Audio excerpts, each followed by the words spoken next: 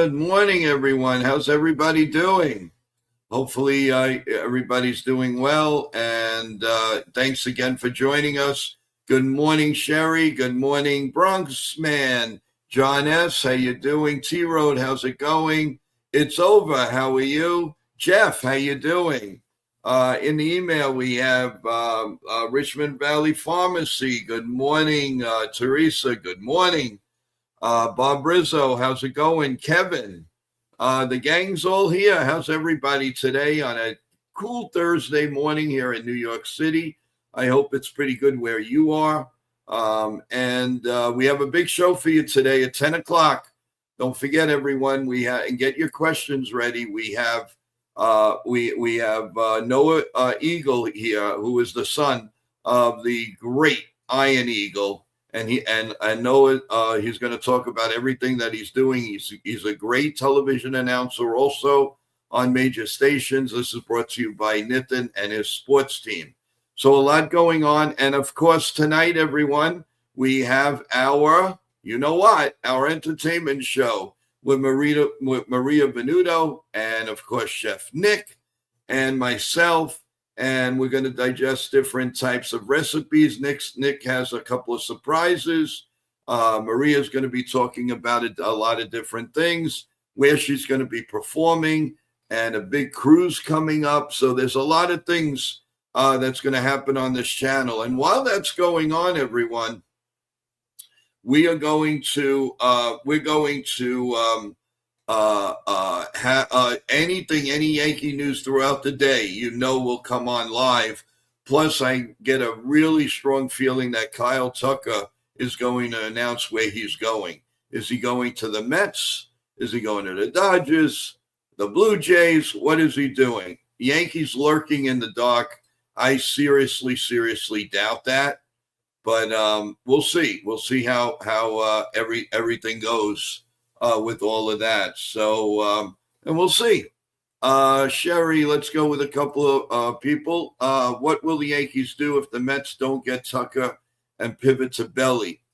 I don't think that's going to happen. I think it's too late in the process. It's too much at this point. I don't know.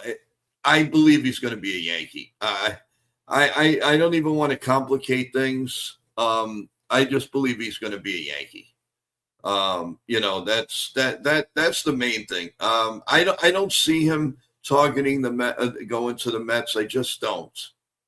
And thank you for the question, and thank you for being here. Don't forget tonight, come for our entertainment show. If the Jays get Tucker while the Yankees wait for Bellinger, the American League East could be decided. Hopefully the Mets snag him, and instead of the Jays. Well, I would hope so. I really do. I hope that Tucker is not handed to the Toronto Blue Jays. Well, then you know what? Then the Yankees have to blame themselves for not maybe driving up the price a little bit. The other teams do that to the Yankees. They drive up the price. They drive up the price, and then the Yankees have to pay top dollar. Why don't the Yankees consider doing that? Probably with the Yankees' luck, they'll offer something and they'll take it. So maybe that's why the Yankees are afraid. I don't know.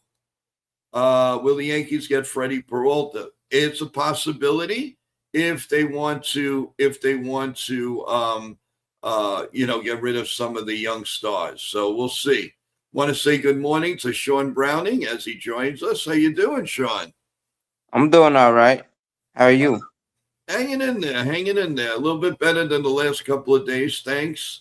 And we are waiting for 10 o'clock in a great interview with Noah Eagle.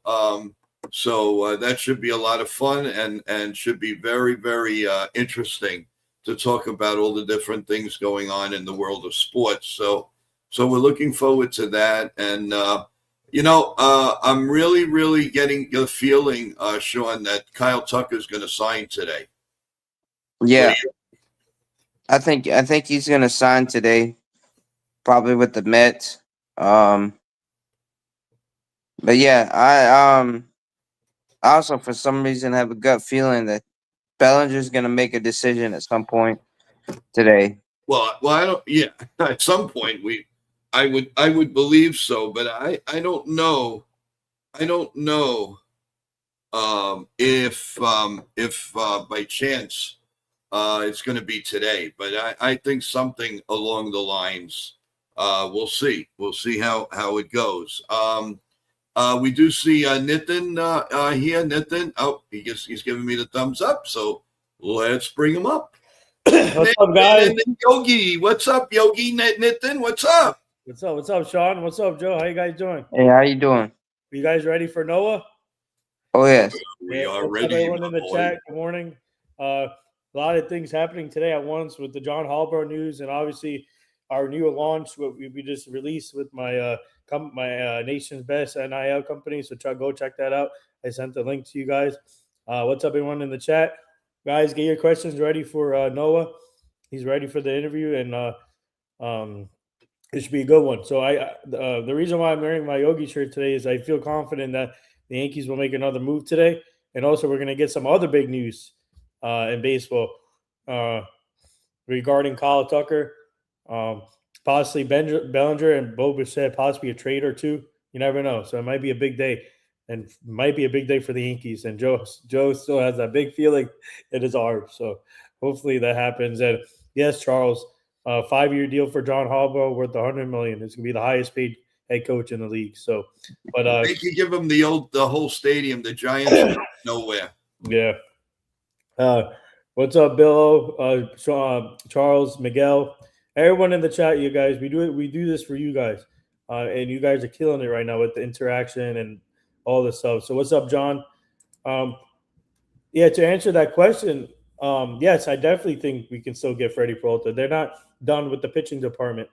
They're obviously still trying to improve the pitching department, and I think Freddie Peralta is a more realistic option than Skubal now, in my opinion, because I don't see the Yankees giving up the top prospects, and they want to see what Elmar does with the Yankees. So I think they're going to go the Freddie Peralta route most likely. I wouldn't mind that. He's a good pitcher, and also we can get it like a guy like Taylor McGill in that deal.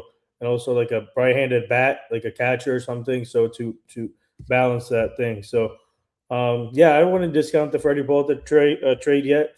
But a lot of things happening, guys. I think Kyle Tucker might take over the news today. So let's see. Yeah, and we're going to be ready for it. As you know, we're going to be coming on at 8 p.m. tonight with Chef Nick and Maria with our entertainment show. Portion of NYMania, and of course, anything that breaks between the time we go off the air this morning and 8 o'clock tonight, we'll be back with any late news. Also, thank you everyone for a great stream that we had late last night. That was awesome. Thank you so much, and we picked up a subscriber, which we would like a little bit more. We got to get over that 700 mark. It seems like once we do that, it's going to be smooth sailing to 1,000, guys. So let's do this. Check the record. We got more. We have more viewers in the past couple of days than we've had combined when we were, let's say, in July. We've had over 7,000 viewers in the last 72 hours, and I want to say thank you to each and every one of you. The only thing it's good and it's not good is the 35% went up to 38%, which means more viewers are coming on. And please, we can't stress enough. Just take 1 minute. Come to NYYANKEEMania. Press the subscribe button. It's for free. You'll get all the notifications. You don't have to wait. Say, oh, are they on? Are they on? No. Just come in and you press the notification. And you'll see everything. You'll see any video. You'll believe me. It'll change. It'll make you feel good, and it'll make us feel great that you do this. So we can't stress it enough, everyone.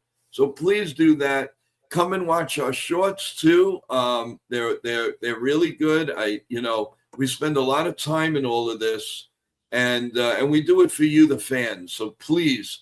And also, Nathan put out something today about his new company and his new venture. Yeah, we got to. I'm sure he wants to tell everybody about it. Yeah, Thank you, Joe. Yeah, so we launched a new website on the with the company, our nation's best NIL Dream Team company. It's called the Official Trade Association of the NIL company. So it's the it's called NIL SBA, Name Image Sports Business Association. It's the first. I sent you guys a link in the group chat, and Joe, you can send it to everyone else from the chat. Um, and this is a big thing. This launch will elevate the company and also the athletes that it's currently with the company. And I'm planning on recruiting to bring more athletes here. So this is just another step to grow this company in the launch, and we're excited. And it's called the NILSBA the NIL Sports Business Association. It's going to be big for these athletes and the parents, and how to protect the brand and NIL deals. So we're ready. We're excited for this launch, and can't wait. And tomorrow, guys, I'm dropping another surprise for this company. So stay tuned. A lot of things. Wahoo! Wahoo! Wahoo! Yeah. That's awesome. Hey, Charles, are you trying to make controversy? You don't like when I put down the job? Well, that's the whole idea of the show. How can if we all agree, it wouldn't be that great. The only thing we have to agree on is NYYANKEEMania. Everything else is open season. And I don't like the Giants. Period. I want them to lose. How's that? Is that good enough? I'm only playing with you guys. I listen, I'm not a big fan. I really don't care. I do wish the coach a lot of luck. I'm a Cowboy fan through and through. How about the Cowboys? It's right in front of us. We go through a lot of garbage, but I'd rather be a Cowboy fan than a Giant fan. That's all.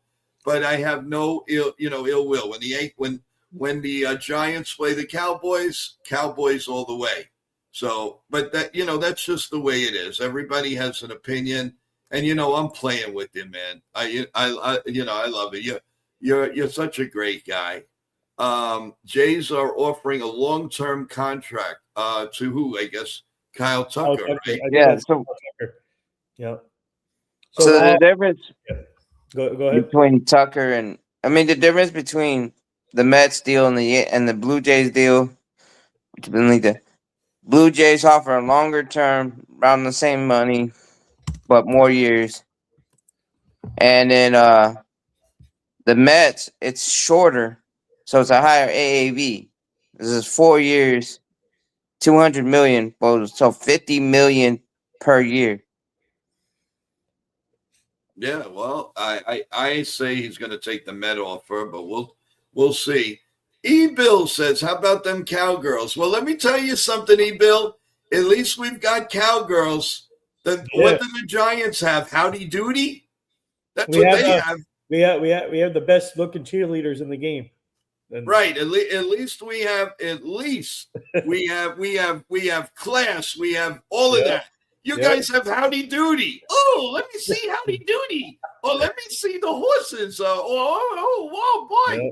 And they share a stadium. They can't even have their own stadium. Give me a break. And they're not even New York. I can't stand it anymore. It's a suburb. New York. They play in New Jersey. Give me a break. So if you say I root for Dallas, well, you root for New Jersey. What's the difference? Jeez. Are you kidding me? New York doesn't have a football team. No. They don't. Well, Buffalo is still New York. Buffalo is outside. I think Buffalo, it's outside of New York, but it's you know what I mean. Upstate. Well, when you say New York just playing, you don't know most people don't know if you're talking about the state or the city. We assume you're talking the city. Yeah. Well, yeah, all right. So we have the Bills. Okay, I'll grant that. But I don't like when everybody starts saying, oh, the Jets and the Giants in New York. You're not New York. Get it through your heads.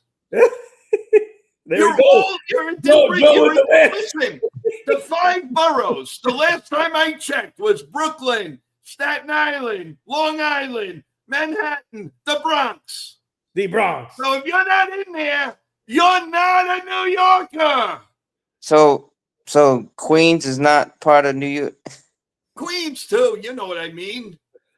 Anything but Jersey is different. If you have something in New York and you go move to New Jersey, you got to change your license. You got to change medical. You got to change all of that. What don't people understand about this? It's not the New York Giants. It's not the New York Jets. I'm sick of it. It's ridiculous. Yeah. I'm not nervous about the coach. I couldn't care less. All I know is the Giants will go from 3 wins to 4 wins. Woo! Breaking news. Woo! Give them a contract. Breaking So news. But but all seriousness. So what's up, JT? Welcome to the chat. All seriousness, but John Harbaugh will change that culture, though, in my opinion. No, and like I said, they could pull off 8-9 wins the first year. Maybe who knows what they're gonna do. But yeah, the culture is gonna change. What are they gonna do with that? It's another wasted year. Yeah. 8 wins. Whee! Breaking news. You're gonna spend all that money, ridiculous, on the Giants and the Jets to win 8 games. Whee! I'm so excited. I don't know. I mean that. And what happens if he takes them to like 15 wins, 16 wins? Yeah, and we're gonna get 45 inches of snow tonight. Yeah. But no, listen, I'm just kidding around, guys. Come on, let's have a little fun. If you're always serious, what good is it? So I want to have a little fun with you guys. But I got Evan said he won't be able to make it. Yeah, I got it here too. So I asked Evan, do you have any questions for Noah? So I'll send it to Joe. So okie doke. That sounds cool. As long as our phone doesn't go down with the a quick reminder to everybody that has Verizon, close your phones, reboot it, and you'll get great service again. They put out a bulletin overnight. Close your phones, otherwise you'll still have some trouble. So the network has to reboot into your phone. So close your phones, open them up, and you should have no trouble. I'm joining the community today too, so I'm pretty excited and pretty happy about it. Yeah. And that's it. I just want everybody to make sure you could use your cell phones now. Everything happens with one of those things. So now let's see. Joe is going to put you on timeout. Laugh out loud. The Giants might have 5 wins next year instead of 4. Come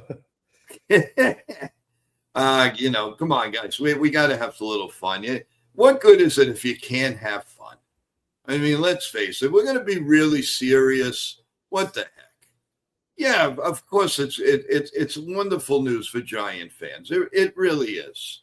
I mean, they should celebrate, but you're as good as your team. I don't care who you are. You could be the greatest ball player, but not a good manager. Yeah. You could be a lousy ball player and a great manager. You don't know. And the thing is, he was, why was he let go? Are there reasons that they just couldn't come up with contract? Why was he let go? You always have to look at everything. The glass half full and the glass half empty. Yeah. Well, I mean, before you make a full decision. But I mean, after 18 years with the Ravens organization, right? But they're not. Neither side is saying, "Yeah, this is why." Other than there might have been some frustration with the latest playoff loss or not making the playoffs this year, and the injuries. But I mean, 18 years he's been the coach for one organization, and that's a long time in the NFL. Yep. And look at Cashman, 5 million years, he's still here. the longest to do it in the NFL. So obviously, you Well, can put Bill Belichick in there with the Patriots. You can put Tom. Maybe you can put Tom Coughlin in there. Bill, no, but the last longest tenured I think is Bill Belichick. I have to go back to look yeah, but yeah, Belichick was like 20 years with the Patriots, 20 some odd years. The oh no, 20 what? They fired him at what, 22, 23, somewhere in there. Yeah, So okay, something. 22 years he was with the Patriots because he got hired in 2000. Well, here's a news flash. Bronx Bomber says, I'm going to put Joe on timeout. Okay. Okay. I'm going to, if that's what you want, I'm going to go on time. oh, Oh, here we go. hey, Breaking news: Charles put Joe on timeout. Hello. yeah. Charles is the enforcer. Well, Charles, I guess you got to come on the stream now. What's up, John? Good morning, John. Welcome to the chat, guys. Get your questions ready for Noah Eagle. Evan just sent his question in for Noah Eagle. So Joe, I'll send this to Joe. Let me send this. This is from Evan. So yeah, Evan already put his question in. There he is. What's up, Evan? Welcome to the chat.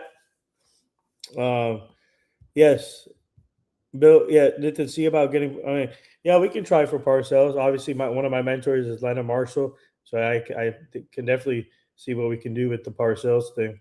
Big tuna. Yep. But yeah, I mean, and then the whole thing too is, Yeah. Tomlin, he stepped down. He stepped away from the Steelers after 19 seasons. And he's still under contract. So if he ends up with another coaching job in the next 3 years, it will have to be like a trade. They'll have to like send a trade pick, a draft pick to the Steelers. Yeah. What's up, RC? What's up, RC? Thank you, Evan. Yeah, guys, put your questions in for our client, Noah Eagle. Joe, I sent you Evan's question for Noah. So Yes, I got it. No, I got it. So Charles, Evan, I was only fooling around. I'm playing around with you guys. That's all I'm doing. Listen, after all the streams we've been doing, midnight, this and that, and I've been sick, I think I deserve a little fun. Yeah. So you guys just round me up. Yeah. So Evan, but the Giants still stink. Evan, I sent your question to Joe, so he'll send it to Noah. Yeah. What's up, Michael? Michael's here. Michael. Every coach and manager in sports, no matter how successful they've been, self-life, these jobs are not meant to be forever. Yeah, tell that to Cashman. Yo, Cashman, wake up, my boy. Hey, Charles, I just got your message. Don't worry about it. I'm fooling around. I actually had to go take my medicine, so that's why I actually went off. But I didn't want to say it, so you gave me a good segue to go in, because I thought I took it, and then I said, oh my God, I didn't. So thank you, Charles. You actually did me a big favor. You actually did. So I appreciate that. Let's see. You said Evan sent the question? Yes. Okay. Yeah. I got it here. Awesome. Okay. And no worries, Evan. Even though you're a Giant fan, I'll do it for you. I have no problem. So let's see. Joe, we got to meet up and watch a game at the stadium this year. Maybe the Subway Series. Yeah, why not? Why not? Well, we're working on a few things, which we will tell you pretty soon. It's a little early stage, but we're working on a few things. So I'm planning on reaching out to Lindsay soon, and also Marnie, to see if she wants to be involved. So yes, that would be great. That would be awesome. Oh yeah, Marnie is awesome. As soon as Noah comes up, everyone, we'll get him on for you. So we're really looking forward to it. Please start your questions on here, everyone. Put your questions in for our client Noah, please, and then Joe will get to your questions, and obviously, this is gonna be a good show. So please, and then you guys can ask him about the Giants thing. So if you want, and also anything you want, Yankees, Nets. No, we want it to be a good interview. Yep, I know. So We're not going to talk Giants. you can ask about anything. So no. I'm just kidding. Bozos. So, how about this, everyone? Yankees going to make a move today. Yep. Yankees are going to make a move today. I feel confident, Joe. Tell you what, I feel confident. Yankees are gonna have a wild weekend. They're gonna make moves, and moves. They're gonna sign. The Yankees did everything opposite this year. Yeah, they went five. They usually do small, big moves and then five and dimers. This year they did five and dimers and small, and now the big moves are coming. They're going to have an explosive all the way through to spring training. I just got that feeling, people. People, stick with us. I'm telling you, you're in for a ride, baby. You're in for a ride. Oh, Joe, you say the same thing every day. Well, I'm sorry to bore you, Michael.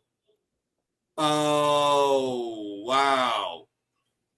Mean. I'm starting to feel like Chris Russo here. He had no respect.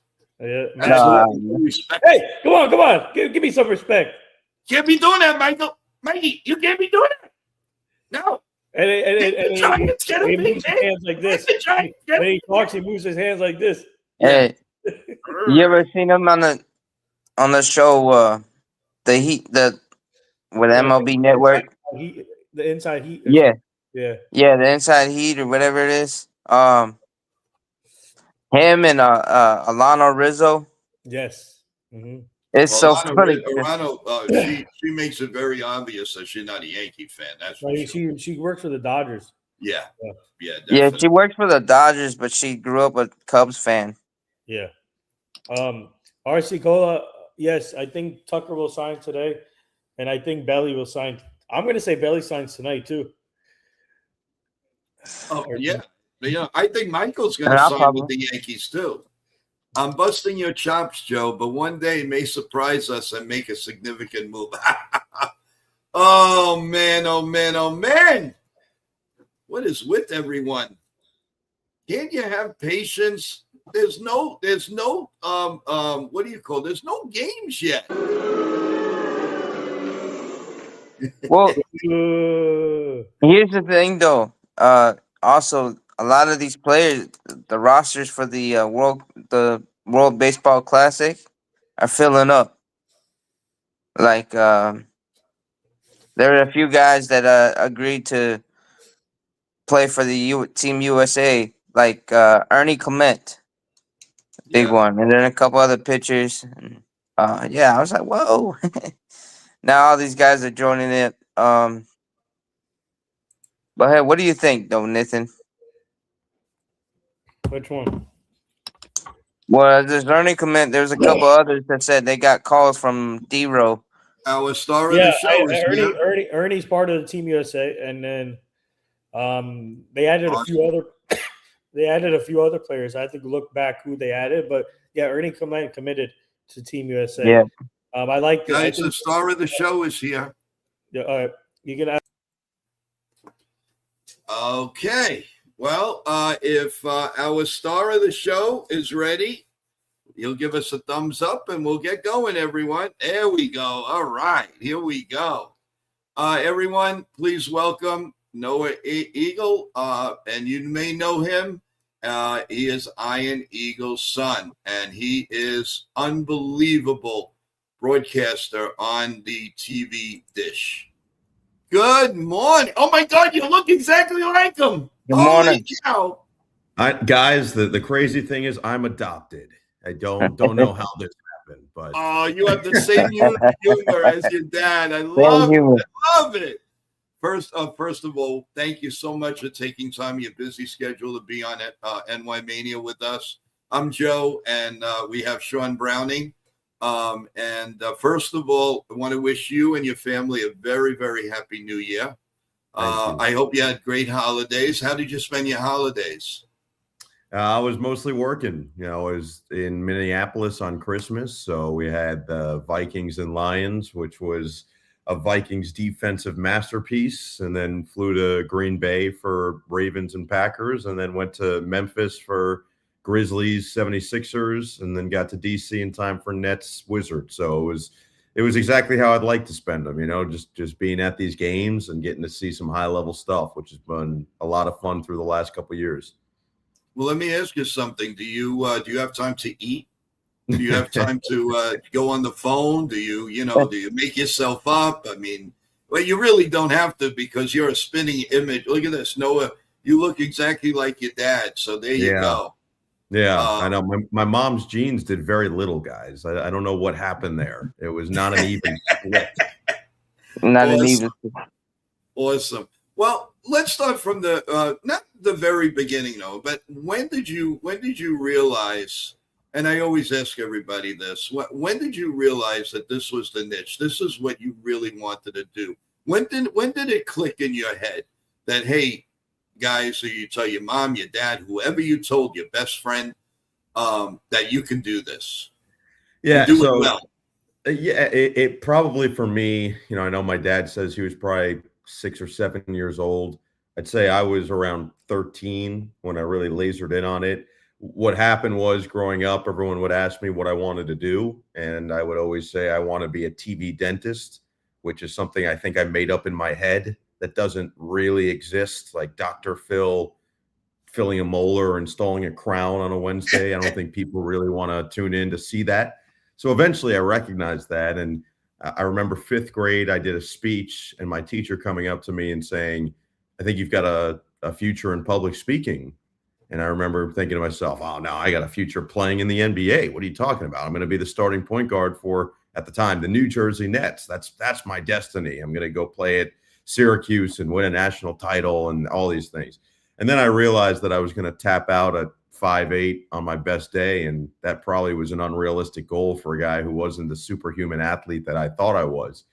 And about 13 years old, I just remember waking up and seeing my dad excited to do what he did and always had a smile on his face. We would go to games and I'd get to go with him and I'd see how he interacted with his crew and all the great people he got to work with. And I started just saying, I really enjoy watching him do this. And I enjoy sports. I enjoy speaking. I think that this could be something I'd be interested in. So about 13. And then I didn't really do anything with it until I got to college. And really, once I got to college is when I really applied myself 100%. And it's been off to the races from that point on.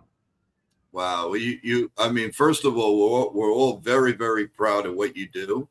And you know, really, and your parents, I know your dad is very super proud of you. And, one question here, just quickly, before I lose it on our internet here. Bob asks, which is your favorite sport that you love to announce? It's always a tough question. The 3 main sports that I've done have been basketball, football, and tennis. And I love all 3. Those are easily my 3 favorite sports, just period. But I would tell you that NBA basketball in particular probably has a special place in my heart because it was really what I was around most when I was growing up, just with my dad doing the Nets. I was around it so much and I loved the Nets so much as a kid that I was the one going to all those home games when they went 12-70 in the 09-10 season. And I was trying to make sure I was finding my way. Literally, I because it was to the point that I would get there. I probably went to 15 of the home games that year, which is only for absolute sickos to go to a team that won 12 games 15 times and say, I'm going to watch this team. I wasn't going for the other team. Everybody else in there was like, oh, I have a chance to go see Kobe Bryant. I'm going to do that for a lower ticket price than normal. And they had the craziest thing was the Nets at that time had this offering. It was a partial ticket pass of like 6 games or so.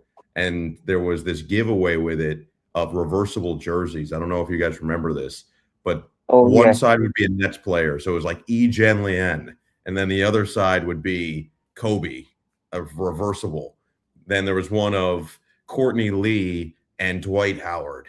And then there's another one of one side was Brooke Lopez, the other was Dwayne Wade. And so I just remember that I didn't get any of those jerseys. I was going because I loved the team and I wanted to see Terrence Williams improve and Jarvis Hayes knock down threes. And so I was that kid. And because I think I was so around it, I loved it so much. That's probably my favorite one to call just because it's so ingrained in me. But there's something special about doing a high-level NFL game. You know, I've been really fortunate to do high-level tennis. I got to do the French Open multiple times. I got to do Davis Cup, which is awesome. I've gotten to do high-level tournaments. So it's special doing all of them. But for me, there's definitely a special place in my heart doing NBA. Oh, that's awesome. And also one other one from our very own Evan, who does play-by-play on here on NYMania, especially Yankee games. And he's a young man whose talents right before our eyes. Noah, he's doing a great job. And if you ever have a chance, when we're going to be doing quite a few Yankee games and games of the week, we would love for you to take a listen and give your thoughts on. Great. You know, and because we're learning as we go. As you know, we learn something every day. But he asks, he said, thank you for being on the show. And what's your opinion about the Nets right now and the development of basketball broadcasting career? How is that all intertwined for you? All right. So let's start with the Nets. My belief on the Nets is I think this is a story that we've seen before in many ways, where the way they're stockpiling the young talent, seeing how they develop in the correct way. Obviously, having 5 first-round picks is historic, never happened before, and having them all play on the roster also historic. And so they've been very clear about what they're trying to do, which is they're trying to turn the page and start a completely new era. You know, they haven't been shy about being honest about the rebuild that they're in the middle of. Sean Marks has been very clear about that. And so a lot of it will depend on the development of the talent that they do have. I think Jordi Fernandez is an outstanding coach. I think that's the biggest key. You've got one of the truly great coaches in the NBA, and you know it. And so now it's about filling the roster out so that they can eventually compete at the highest level. Well, how do you do that? You develop the young talent as they did in 2016, 17, and 18. And then come 2019, when that talent was ready to play for the playoffs, which they did, and compete hard with the Philadelphia 76ers, now people around the NBA start to notice. And Kevin Durant and Kyrie Irving say, I want to go play there. And so they probably will learn from some of their previous lessons of going star hunting. And now it's about how do you blend properly the youth with the experience. I would say that's kind of what the goal is going to be moving forward. So it's a lot of wait and see. A lot of it's going to hinge on some of the luck this year in the draft lottery. And if they land a top 3 pick, they're going to get a blue chip player for the long term, a franchise cornerstone. Those 3 guys at the top of the draft, AJ DeBonsa, Darren Peterson, and Cameron Boozer, are all phenomenal players and will immediately be franchise altering level players. And so a lot of it hinges on that, but it's a wait and see game until then. And I trust in Jordi Fernandez to keep making the right choices on the fly. As for the play-by-play world right now, which was the second part of the question, correct? Correct. Okay, so the play-by-play world, the way I see things going, I think that it's actually a great time right now because there are so many opportunities and there are so many ways to go and get reps. And so the development of it will be a lot of recognizing some of the trends. You know, I think the good thing about play-by-play, at least in my purview, is that because it's live, because people need it immediately, there's always going to be a need for it. There's always going to be, and even the question becomes, how does AI play into all of our roles, right? And that's always the concern with just about everybody right now. The way I view it is AI, at least in its current form, cannot convey properly the emotion live immediately of what's happening. You're not going to get an immediate, when something wild happens on the court or on the field, on the diamond, in the pool, on the track.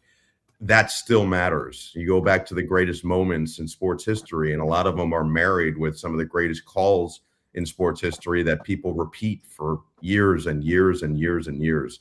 So I would tell you that recognizing that is important. Recognizing what your strengths are as a play-by-play person are important. And also something that was always told to me, there are really a couple main components that you have to have. One is you have to be having fun. If you're having fun, the audience is going to have fun with you. That's of the utmost Makes importance. sense. The second one is you have to be yourself, because if you're trying too hard to be other people, that's also going to be fed through to the audience, and they're going to feel your disingenuity while you're doing the game. So be yourself, be willing to take risks. That's always something that I've really hung my hat on. Is there's a fine line. You don't want to cross a line, but you certainly also want to be willing to say things that maybe others aren't, to try to separate yourself. And then the last part is, from the preparation standpoint, that goes without saying.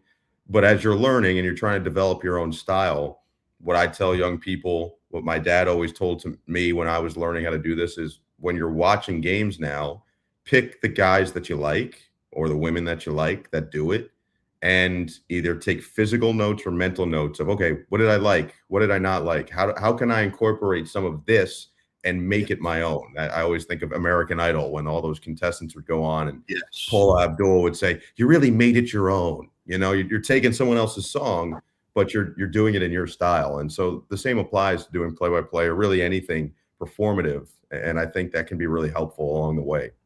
It's funny you should say that, because they're bringing back one of my all-time favorites was Star Search. Oh yeah, a classic. And with Ed McMahon, and you know, a lot of our fans here will not remember Ed McMahon, but I sure do. And let me tell you, that show was like really, really awesome. And I love your honesty. I mean, it's really an honor to have you on this show. It really is. And I'm not just saying that. It's just between you and you have your own identity. Let me tell you that right now, because a lot of people say, oh, you know, in the shadow of a relative or something.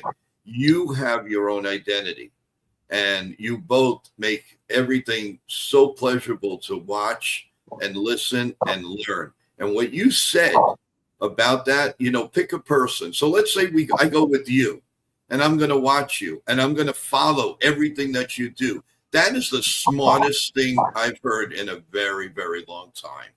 And I think, and you know, I never thought of that strategy as much as I now right now, and saying, hey, let me go to my favorite and figure out a few things. No, that's incredible. That is one of the greatest things I've heard in a very long time. So kudos to you. No, Sean, I appreciate it. Yeah, before I ask my question, and thanks for coming on there, Noah. But since you travel a lot, what state has the best barbecue? That's from JT.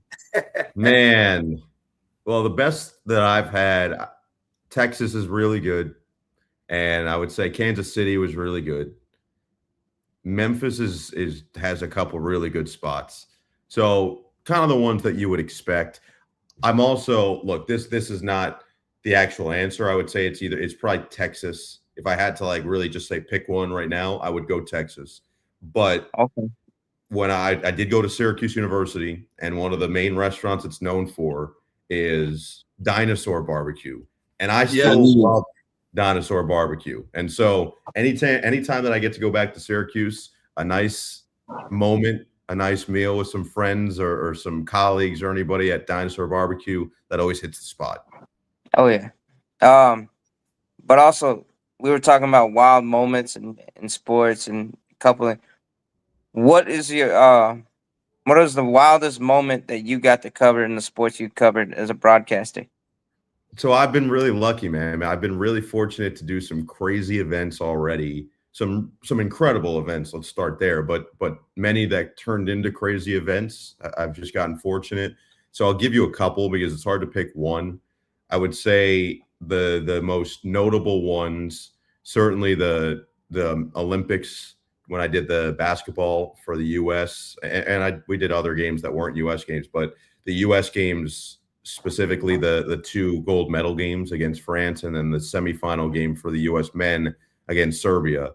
They were down big against Serbia. It looked like they were completely out of it. There was no chance they were going to win. 17 points in the third quarter, and they find a way to come back and win that game to advance to the gold medal game against the best player in the world in Nikola Jokic. That one was Mhm.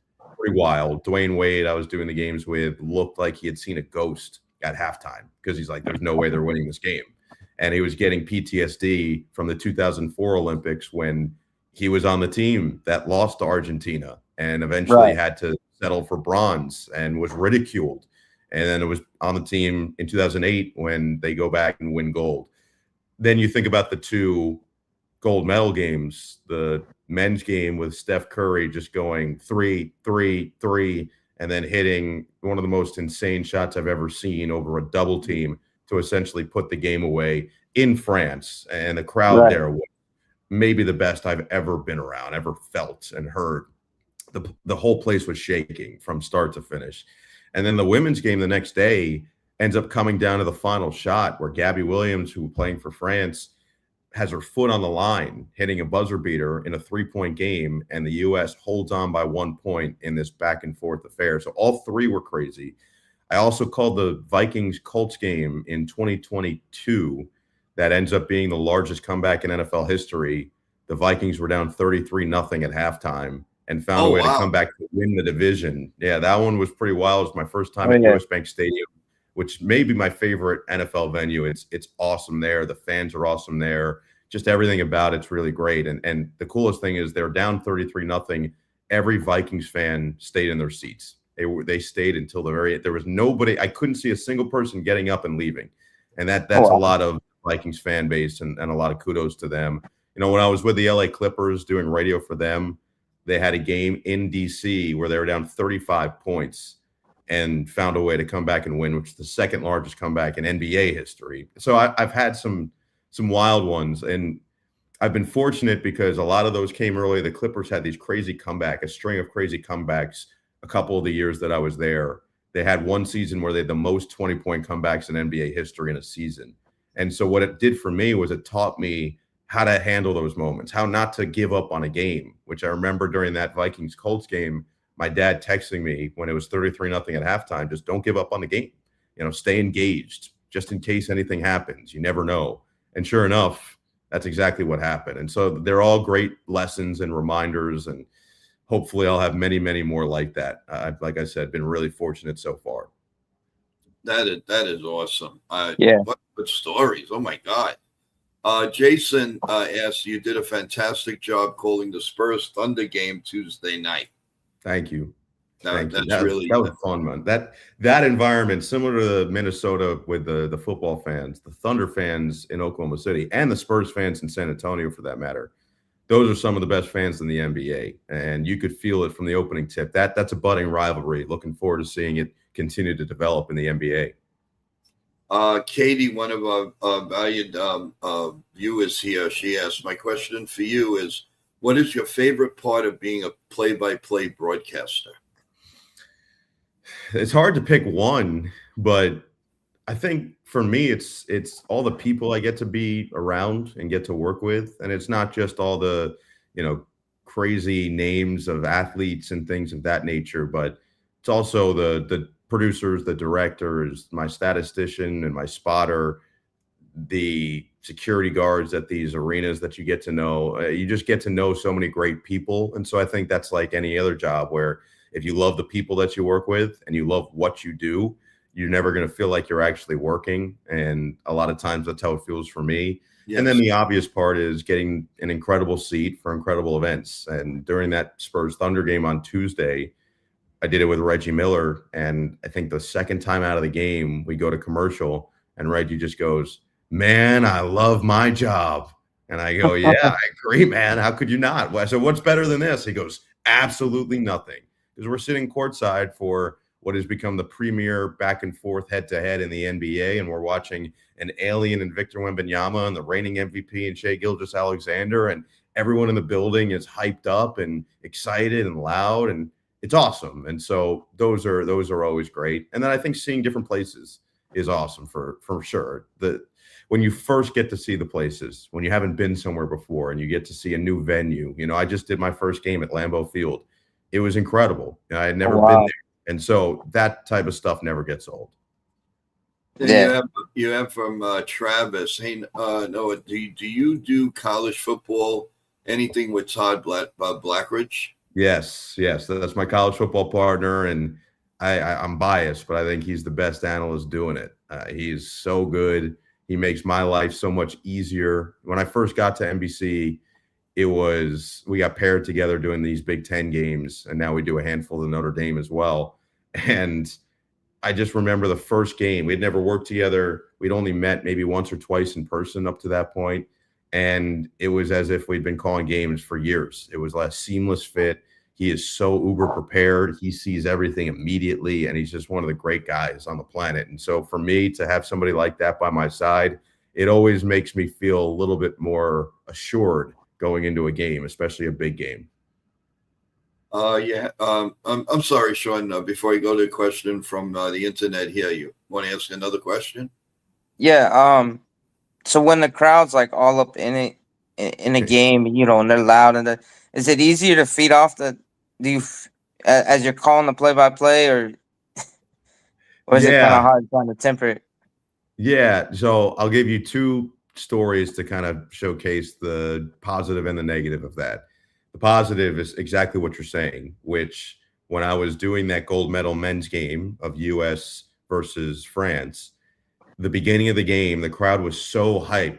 They were so loud and into it because it was the anticipation of the game. So the first 5 minutes felt like the fourth quarter of the game. And so if you go back and listen to it, my energy level was ridiculously high to start the game. Not what it would normally be for a normal circumstance of a game. Normally you kind of ease your way in and build as the game goes on, but that game started at a 10. And so I had to match that at a 10, which to your point makes it easier to know where your energy needs to be based on usually where the crowd is. And so when you have to start at a 10, then after 5 minutes, it's first time out after this back and forth start, then they kind of settle in and you can settle into more of your normal tone. And then you have to get back as the game gets crazy late into that 10. And so that's an example of how you can use it to your advantage. The other side of it is, how do you cut through when the crowd is super loud? How do you make sure that you're heard and you're not screaming? And I think back to my senior year at Syracuse, I was calling a game, Syracuse-Georgetown, one of the great rivalries in the history of college basketball, back with the Big East. And these two teams go head-to-head at the Dome in Cuse. There were 30-something thousand fans in that building. It gets loud. They call it the Loud House because they can fit more than anybody. They have the largest on-campus crowds every year in all of college basketball. And this was one of those types of games. And Tyus Battle, who was the star player of the team, hits what would eventually be the game winner. And I'm calling it as a senior in college on the student station. And there were maybe 2 or 3 seconds left when he hits this jumper to put them up. And the crowd goes crazy. And if you go back, I remember I was screaming, trying to scream over the noise. And after the game, I'm like, why did that happen? How is it that all these guys, they do this and they don't sound like they're screaming? So I called my dad and I was like, why did that happen? And he said, well, you didn't mute the crowd noise in your headset. It's like, if you're not muting the crowd noise in your headset, all you're hearing in your headset is the crowd. You're not hearing any of yourself. And so you're trying to now hear yourself. You have to fight the crowd. The more you fight the crowd, the more you're going to scream to try to get over the top of the crowd. I said, oh, that's it. And from that point on, I've always found a way to make sure the crowd noise is either muted or incredibly low if there's not a great crowd, because now I'm not fighting it. Now I feel like, okay, I'm just going to do my normal thing and the audio will take care of itself from there. Wow. Yeah, Wow. That is, yeah. And he's right, because the noise is, deafening. I mean, obviously. What's your thought of doing a game in Madison Square Garden? I love it. The space in terms of the table space we get's a little tighter maybe than some of the other places because those seats are expensive and people will buy them. And so I get it. If you're James Dolan, you're not going to give up that money. Makes a lot of sense. But doing a game there when it's a big game, when the team is good, it definitely hits a little different. It just does. And you feel it when you walk in. There is still something special about a big game at MSG. And even when the Nets are in there's something special about a Nets-Knicks game at MSG. Yes. And then certainly now when you get to do the Knicks and the Celtics, or the Knicks and the Pistons this year, the Knicks and the Pacers the last couple of years within the Garden, there's an aura that you can feel when you walk in for the day of work. So it never gets old going there. That's for sure. And now that the team's real good, it feels like every game is a big game. And so anytime you walk in there, you can feel that energy and the fans are into it. And then last year I did the Big East tournament.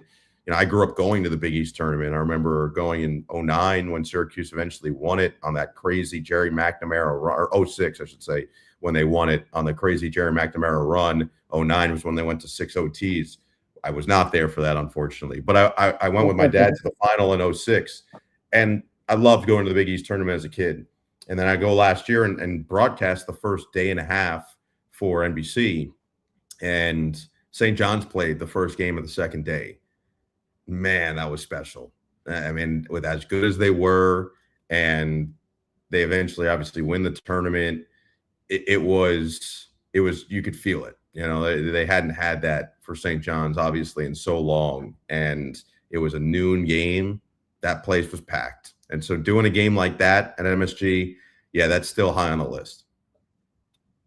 Is there any aspirations in your mind to do some baseball games? Not necessarily. I would tell you that for me, my year gets so busy. When I start football doing the Chargers preseason games. So that's the first week of August. And I go all the way through now the second round of the NBA playoffs, which is at least mid-May, if not third or fourth week of May. Correct. So the time that I do have that I'm quote unquote off, because really from the first week of August all the way through May, it's not like I get weekends, I'm working those. It's not like I get time where it's designated time off. It's full throttle all the way through. And so to do baseball from that point on would mean that I would be going for a full 12 months. And I think my brain eventually would get absolutely fried, and then my performance would probably suffer. But I would never say never. I grew up, I'm sorry to tell you guys this, but a Mets fan, which for me is probably, I shouldn't be saying sorry to you. I should be apologizing to myself more than anything. But, it would be cool. I always loved going to games. My dad and I actually used to go to the Subway Series every year growing up, and at Yankee Stadium, at old Yankee Stadium, I should say.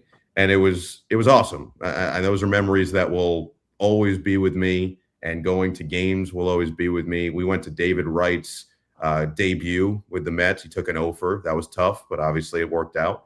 And those 06, 07 Mets teams, I know 07 they kind of blew, but 06 and then the 2015 run, those are great memories. And I love baseball for it. But I think that it would require me to really convince myself, okay, you're going to work during this off time, and let's see if you love it. I haven't done a ton of it, so I don't know if it's a sport that I love calling or not. I'd imagine I'd have fun, but time will tell. No, that's awesome. And your age is on your side, so you could even take a chance at it. And then you don't like it, you don't like it. Listen, with everything that you're doing, it's incredible. The schedule that you have, the life, it's just if you love it, the passion is unreal. It's just Definitely. Unreal. And we all know that. And do you see the when you're talking a little bit Mets, if you don't mind, Sure. do you like the idea of getting Kyle Tucker, which might happen today? I do. I mean, I just think right now the fan base needs some kind of infusion of excitement after losing what has felt like the entire roster minus two heavily paid, high-performing players within the lineup. Kyle Tucker obviously is going to be a nice addition. My concern, or I guess my question becomes, okay, what are you going to do to address the pitching from that point on? The pitching to me is really where their biggest holes are at the moment, especially after losing Diaz. So now you have to look at, okay, how are you going to start balancing your starting rotation? And then how are you going to really make sure you're beefing up your bullpen, which I felt like was probably one of their biggest issues down the stretch last year. I don't know what the answers are realistically right now, but certainly anytime you have a chance to add a talent like Kyle Tucker, you do it. And Steve Cohen has proven that he's not afraid to spend money to go and add high level, all-star caliber, if not superstar caliber players. So I know that the rumor had been, to your point, that it could be as early as today, and it's going to be what, like 50 million a year or something crazy. Yeah, But they offered him a Yeah. new contract offer. yeah, something like 50 mil, which every time I hear a new baseball contract, I'm like, how is that possible?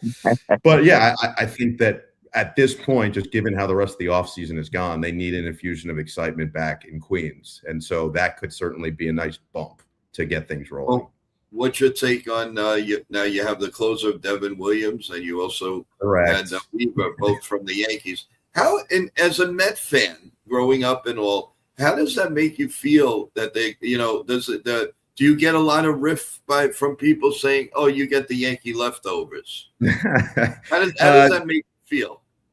To be honest with you, I think a lot of times, when I was growing up, the Yankee fans almost felt like it wasn't even worth talking about the Mets, period. So forget the leftovers. The Devin Williams thing is interesting because he really did not play. He did not pitch well last year. He didn't pitch as well as he was expected to last year. So maybe it's a resurgent year, and maybe I should be more optimistic, but I'm not looking at it as an answer, real answer to Diaz. I think that you've got to find, and again, maybe he'll start the season and he'll be off the charts and he'll kind of revert back to the player he was earlier in his career. That would be great.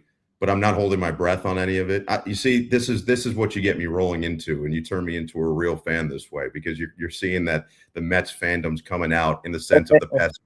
Hey, Yeah, the you got to pessimism talk happens from the real heart. You have to talk from the heart. I know. No, you're right.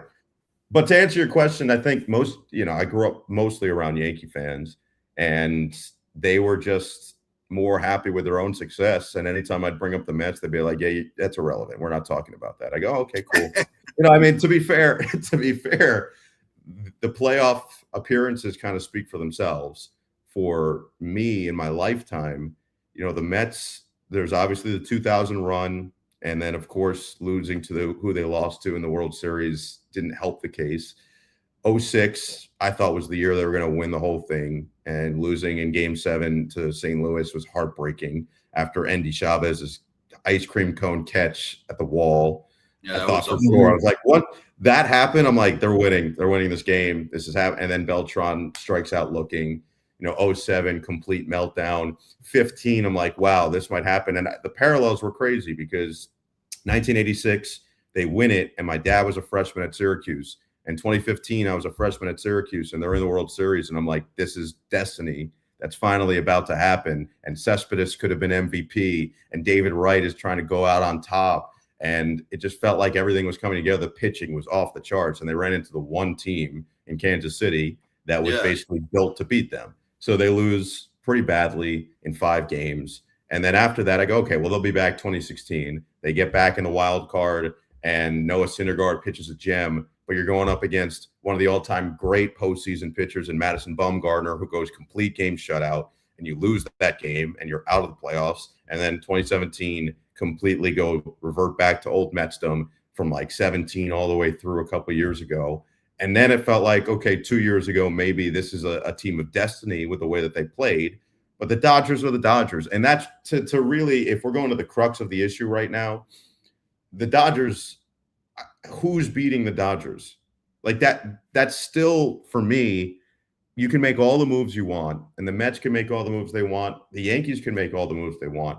The Dodgers are so loaded, and the rich keep getting richer. And so as a baseball fan, I just have very little hope, I feel like, for anybody else to come through, especially in the National League. I mean, it's hard because what they got and the depth they got over there in Dodger land, and they using the rules, they're within the rules.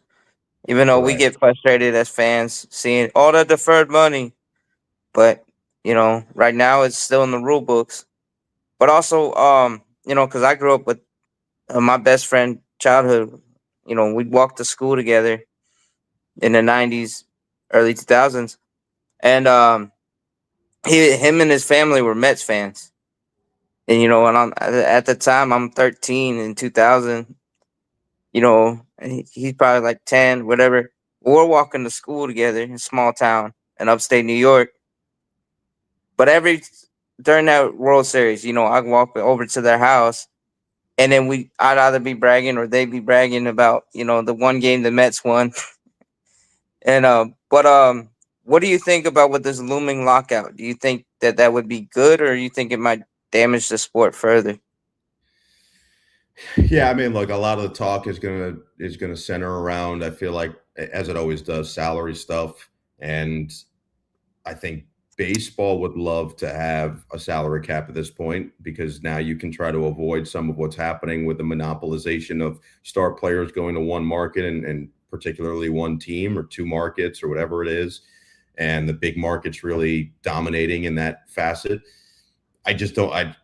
Why would the players ever agree to that? And I think they've made it pretty clear that there's no chance that they would. And so, if that continues to be the conversation and a sticking point, then I could see a lockout certainly happening as a result. But I don't know. I tried with that type of stuff. I know the WNBA is dealing with that right now. The NBA dealt with it in 2011. Every sport has it at some point or another. Football is done with it. The NFL, maybe not as extreme recently as some of these other sports. But I think from my perspective, I just try not to worry about it until it becomes a real issue. I think I just try to enjoy what we have in front of us presently, and then focus on it when that comes to fruition. But the salary cap thing is probably going to be the biggest sticking point, if I'd have to imagine. And like I said, if I were the Players Association, why would I ever agree to anything with a salary cap, given how the contracts are right now? If you're a star player, that would be the worst possible thing that could happen to you. We're talking about $50 million a year contracts. Now, it might still be the case. I mean, you look at what the NBA is going year after year, and now there are new media rights deals for MLB as well, and that could help bump up the overall salary from what it would have been. But the NBA, with the new media rights deal that they have, the max contracts that they're going to start to have for their top players are going to be 70, maybe 80 million a year. And so it might get to a point that these players are okay with that. And they say, okay, you know what? It's pretty much what we're going to get anyway. And so maybe if they can get to that number, you can avoid it. But time will tell. Like I said, I try not to worry about it. Well, we are getting a little bit of breaking news from Nitin Sports Rush. Noah, that name, you're going to take this one. I am not going to match this name up. Go ahead. Beltre. They got Beltre. Thank you. I could have done that too. Yeah, that's all I know. I have no idea. I am not punching that name, that's for sure. But just what the Yankees needed. Another, what's that now, 22 shortstops they have? Noah, do the Yankees understand that there's eight other positions? Is it always have to be an international shortstop? I mean, listen, how many shortstops is it going to take to build one Derek Jeter? I think that's the question we need to be asking ourselves. Never going to happen. Never going to happen. Of course, but keep swinging, right? Keep swinging. Right. Come on. I mean, can we just hear an outfielder, a pitcher, even an announcer? Shortstops. Oh my man. God. Yeah. Well, listen, so I hope that after this moment right now, I hope that this kid turns into a Hall of Famer. So I can forever say that I was on this show when it happened, when they signed him, that Beltre became the next great thing. Now I'm going to here's my other question. Is he related to the great Beltre that's going into the Hall of Fame? That would be nice. That would certainly be nice. I love Adrian Beltre. I'll tell you that much. Adrian Beltre was, every time he came to the plate, you knew something great was happening. Yeah, he was one of the best pure hitters. More breaking news, and this one is, I think, a little bit easier for you, Noah. Go ahead, take it away. Okay. Jonathan Kuminga has demanded a trade from the Warriors. Well, that's been building for years, guys. That one, that is not a shock in the slightest. I had them opening night and asked Steve Kerr what he would hope his ideal role for Jonathan Kuminga would be. He said Sean Marion. The problem is Jonathan Kuminga believes he should be a number one option on a team. And so there was a little bit of this, and that's been going on for a couple of years. I'll be curious. I think a team like the Brooklyn Nets might be interested because he's a tantalizing young talent who has a lot of untapped potential, and we've seen flashes of brilliance from. He's probably got a low price tag on him right now, so we'll see what happens. Yeah, that definitely should that should break something. Let's hope so. Let's really hope so.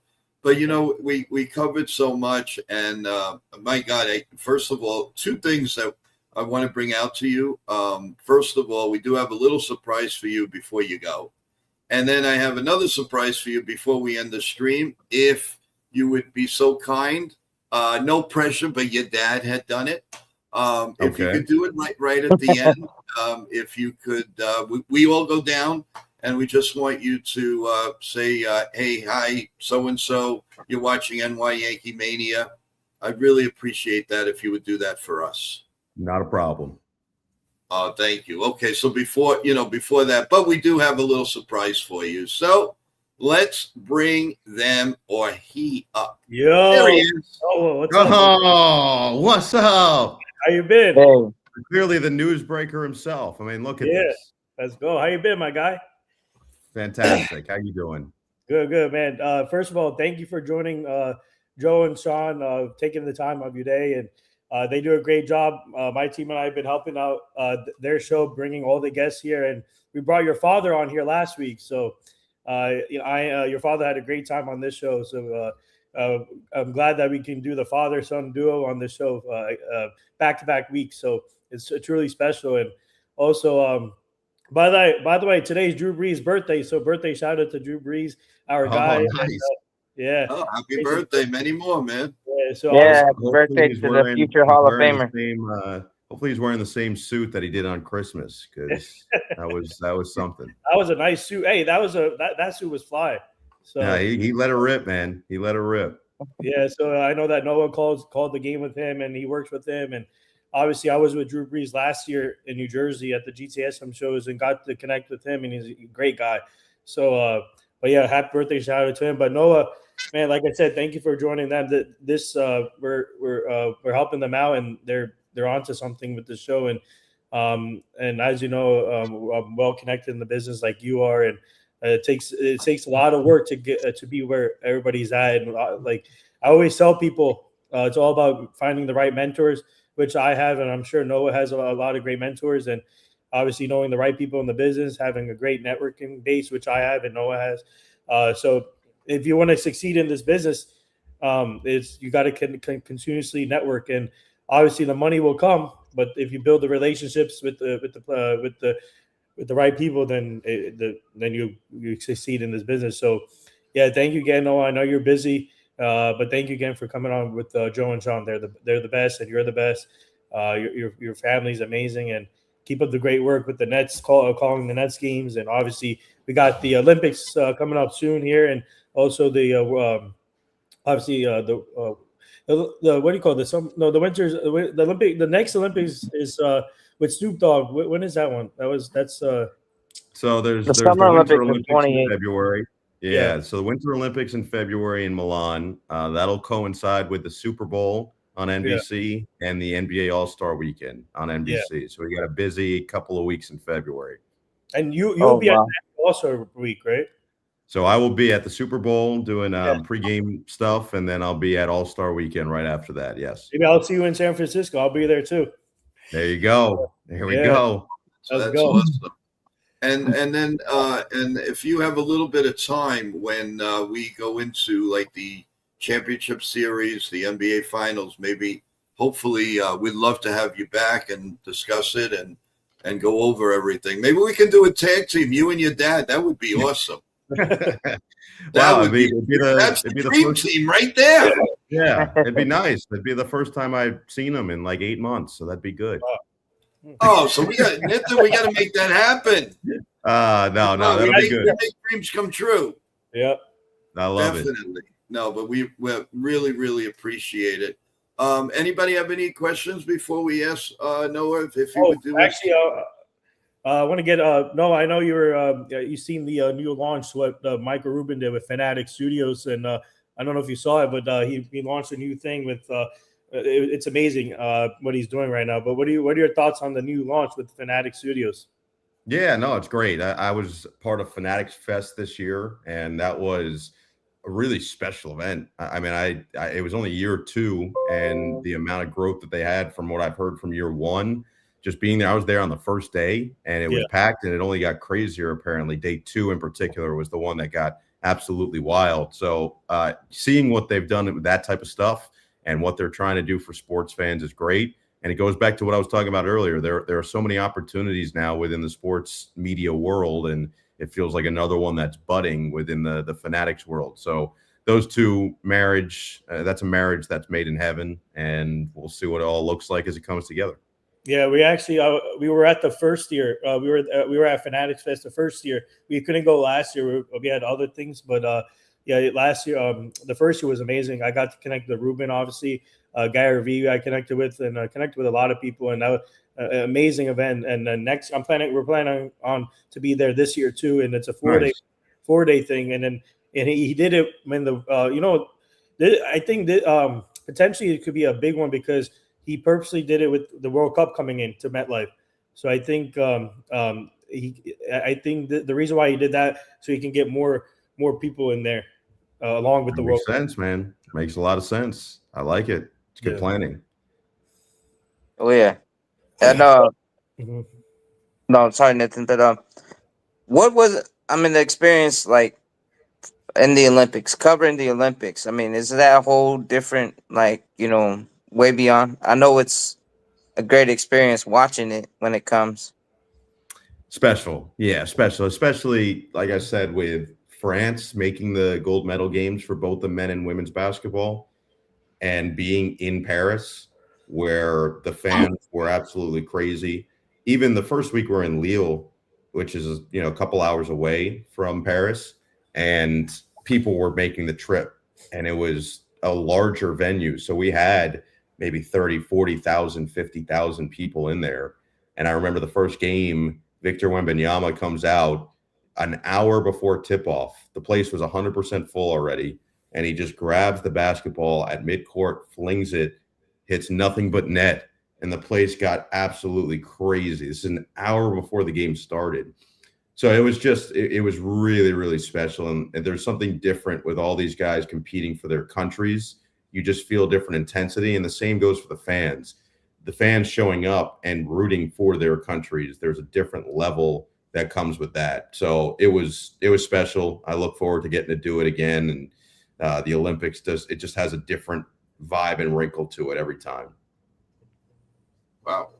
Wow. I just I don't know if you heard about Verizon had a major blackout.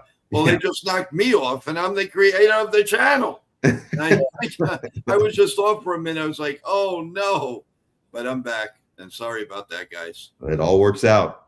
Yeah, well, live television, anything's possible. And this is question true about it. No question. So, guys, are we ready for this? The little promo that he give him. Yeah, let's. He can do the shout out for you if you want. I really appreciate it. So we're gonna come down, Noah, and just whatever you feel to say. It's NYYANKEEMania, whatever you like to say. Okay. We really appreciate it. Then we'll come right back up.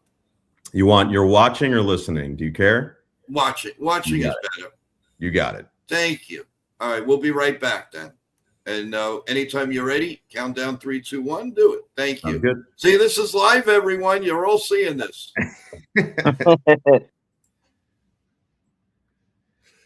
All right. 3, 2. Hey, everybody. This is Noah Eagle from NBC Sports, and you're all smart. You're top tier sports fans because you're watching NYYANKEEMedia, the best to get the rest.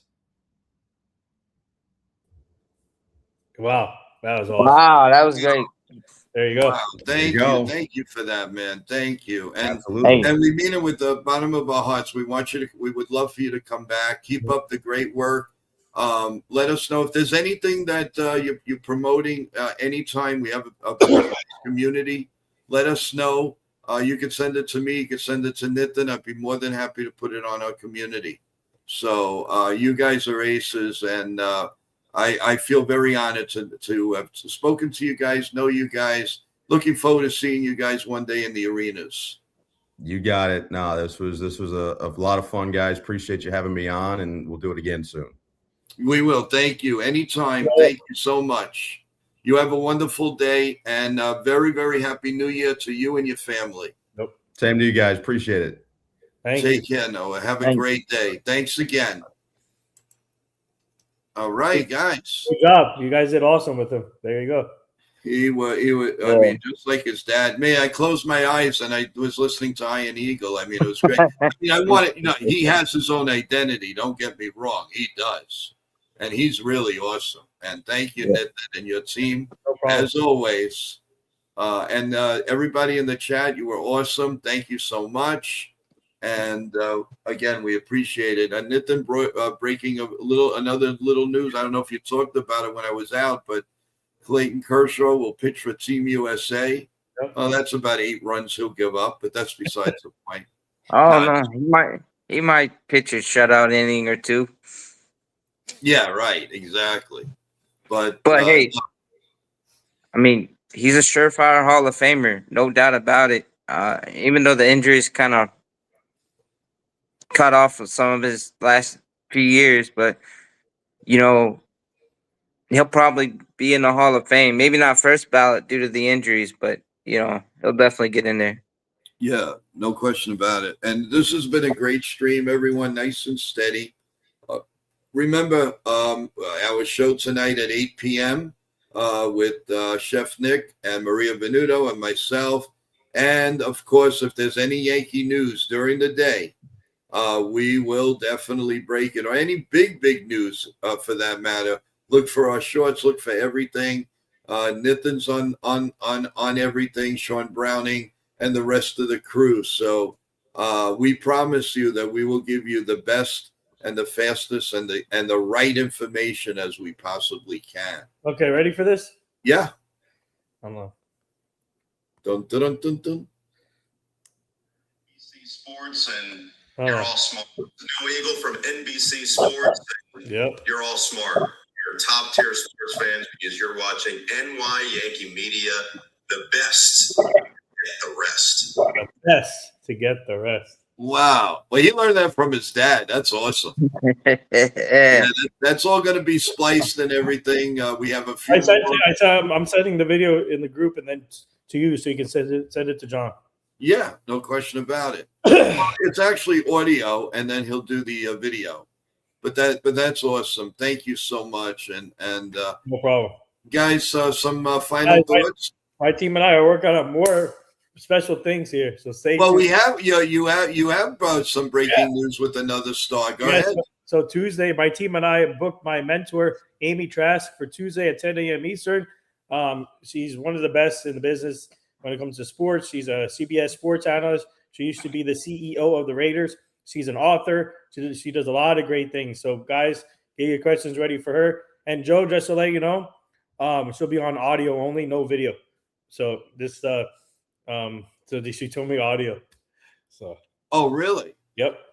Okay. But so she'll be on here. She'll be on the link, but she won't show face. So. Okay. Yeah. That makes sense. It'll just be like the radios. Yeah, like a call-in thing. Okay. Well, Joe gets to go back to his radio days. Yeah, exactly. She's the best guy. She's put all the questions all for her because she's amazing. She's one of my mentors. She's the best. So, best for the rest. That's great. That's awesome. Well, we're looking forward to it, and more to come, guys. More to come. My team and I are working on more things here. So stay tuned. Can't wait. And all we're going to be doing is having a good time for the rest of the day leading up to our really famous entertainment show, guys. We also have to talk to you about our midnight special on Saturday nights, which we started with Nitin and AA the last Saturday night, which was great. We had a lot of views, a lot of viewers. And we have the basketball, the NBA show. So much coming on, guys. There's just too much to handle. Too hot to trot, as we say in the business. So, thank you. And final words, Nitin and Sean. Sean, you want to go first? Yeah. No, guys, that was a great interview. Chat, y'all did awesome. Noah was awesome. It was an elite interview. It was a blessing. The show flew by. But guys, I believe it's gonna be a wild weekend in baseball news. Starting probably with the Tucker signing, and then the floodgates should open up by then. So guys, stay tuned. Come here if you want the best for the rest. You gotta come here to NYYANKEEMania. Um, and yeah, we'll let you know. Oh, tonight we got a special entertainment show with Joe, Maria, and Chef Nick, and it's gonna be wild. So guys, come in and tune Wow, in. man. You gotta make my heart sing. Yeah. Oh yeah. Wild thing. It should be. It definitely really should be a lot of fun, and we're really looking forward to it. Really, it should be great. And Wow. thank you, Sean. Yeah, and again, guys, if the Yankees do make a move or something big happens, we will we'll quickly make a link and we'll go on. So that's my promise to all of you. Nitin, some final thoughts? About guys, Joe and Sean, great job with Noah. You guys did a great job, and also the chat with great questions. What a great stream! Awesome job. Keep up the great work, everyone. Tune in tonight as Chef, excuse me, Chef Nick, Maria, and Joe will be live at 8:00 tonight. So tune in for that. A lot of big things happening with my new company. We just did the launch obviously today, and then a big surprise is coming. Coming tomorrow, which I'm dropping. So stay tuned for that. That's hopefully we might see a lot of big MLB news today with Kyle Tucker and the Yankees. So hopefully that happens. And also congrats to the Giants fans for getting the coach they wanted. John Harbaugh, big get for you guys. So congrats to that. And also a lot of big things happening for our Job in the Mouth show too. Please subscribe to our Job in the Mouth show, this channel.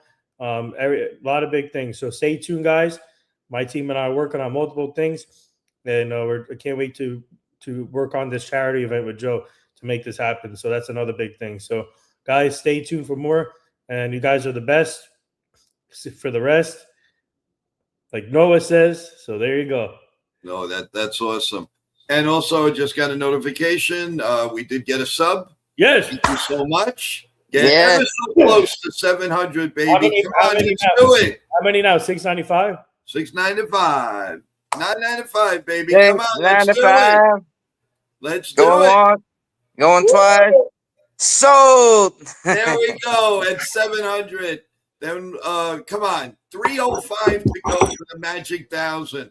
And then and that show will be magical. That I can tell you. Yep. When we get to 1,000 subs, you're going to be some lucky person's going to be kind of lucky. I can tell you that. That's all I'm going to tell you. Yeah.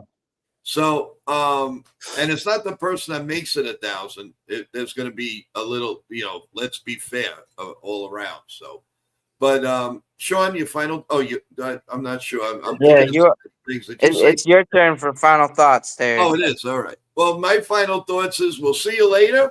We love you, and God bless you all. We will be on top of any Yankee news, any baseball news, no matter what. Look for our shorts. Go and say hello to our shorts. Press the like button. They're short now. Making them like 30, 40 seconds. No more 2 minutes. You don't have to go nuts and wait and this and that. We come right to the point, and we give you the hashtags and everything now, guys. So come there, rah it, because the more you do that, the more it is sent out from YouTube to all you wonderful people all around, and Yankee fans and any fans that has to do in the world of baseball and entertainment and all of that good stuff. So with that in mind, thank you, Noah, for a great stream. Thank you for plugging us. We really appreciate it. We love each and every one of you. God bless you all. God bless America. Let's go Yankees. Hopefully we'll see you before 8 p.m. Look for my short. It's going to be a little bit after 4 p.m. It'll be a fun short for everybody to come and view our entertainment show. Good day, everyone.